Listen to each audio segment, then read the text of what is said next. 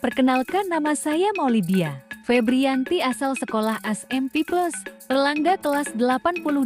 Saya akan menjelaskan tentang keragaman aktivitas ekonomi masyarakat Indonesia.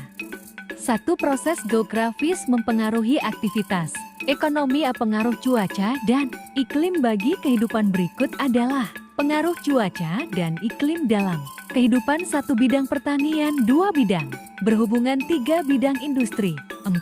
Bidang kesehatan. 5. Bidang lingkungan hidup. B. Bentuk muka bumi di Indonesia. 1. Tenaga endogen merupakan tenaga yang berasal dari dalam perut bumi sehingga mengakibatkan pergerakan kulit bumi. 2. Tenaga eksogen merupakan tenaga berasal dari luar bumi, artinya tenaga yang berasal dari atas permukaan bumi seperti kegiatan manusia yang membentuk permukaan bumi berupa air, angin, organisme, sinar matahari, dan es.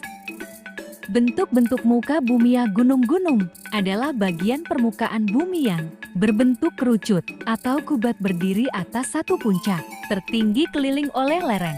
B. Pegunungan. Pegunungan adalah dataran tinggi yang terdiri dari gunung-gunung berbaris sehingga membentuk gugusan. Sebukit-bukit adalah bagian permukaan bumi yang lebih tinggi dibandingkan daerah di sekitarnya dengan ketinggian kurang dari 600 mdpl di dataran rendah. Dataran rendah adalah suatu daerah yang memiliki ketinggian 0 hingga 200 mdpl. Depresi kontinental merupakan wilayah dataran yang mempunyai kegiatan ketinggian di bawah permukaan laut atau berada lebih rendah dari permukaan.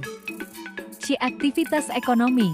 1. Pegunungan. Pertanian. Tanaman yang ditanam di daerah pegunungan biasanya adalah tanaman yang tahan cuaca dingin seperti teh, kopi, sayur-sayuran, dan buah-buahan. 2. Dataran tinggi. Pertanian. Tanaman yang ditanam di dataran tinggi biasanya adalah padi, jagung, kedelai, dan tembakau. 3. Dataran rendah. Pertanian. Padi merupakan tanaman yang paling banyak ditanam di dataran 4. Pantai. Perikanan. Nelayan di daerah pesisir menangkap ikan di laut dan menjual di pasar tradisional atau ekspor ke luar negeri. Budidaya laut. Budidaya udang, bandeng, dan kerang merupakan salah satu usaha yang banyak dilakukan daerah pesisir. Para wisata pantai yang indah dan panorama laut yang menarik menjadi daya tarik bagi wisatawan. Perdagangan.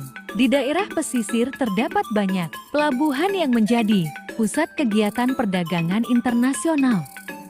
2. Pemanfaatan lingkungan sekitar dalam pemenuhan kebutuhan ekonomi. Salah satu contohnya adalah pemanfaatan lingkungan untuk pertanian, pengelolaan lahan pertanian, penggunaan pupuk organik, dan penerapan sistem irigasi. 3. Perdagangan antar pulau di Indonesia. Pengertian perdagangan dan perdagangan antar pulau, antar daerah. Perdagangan atau perniagaan merupakan kegiatan tukar-menukar barang atau jasa berdasarkan kesempatan bersama tanpa ada unsur pemaksaan. B. Tujuan perdagangan antar pulau. 1. Memperoleh keuntungan. Tujuan utama dilakukan perdagangan adalah untuk memperoleh keuntungan. 2. Memperluas jangkauan pasar. Perdagangan sampai keluar daerah atau luar pulau dapat memperluas jangkauan pasar.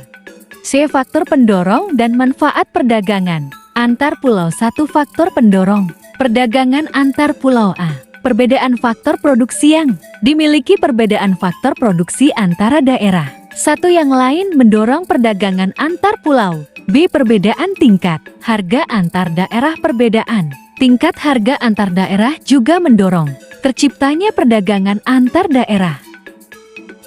2. Pemanfaatan perdagangan antar pulau. Menyediakan alternatif alat pemuas kebutuhan konsumen. 2. Peningkatan produktivitas produsen. C. Memperluas kesempatan kerja bagi masyarakat.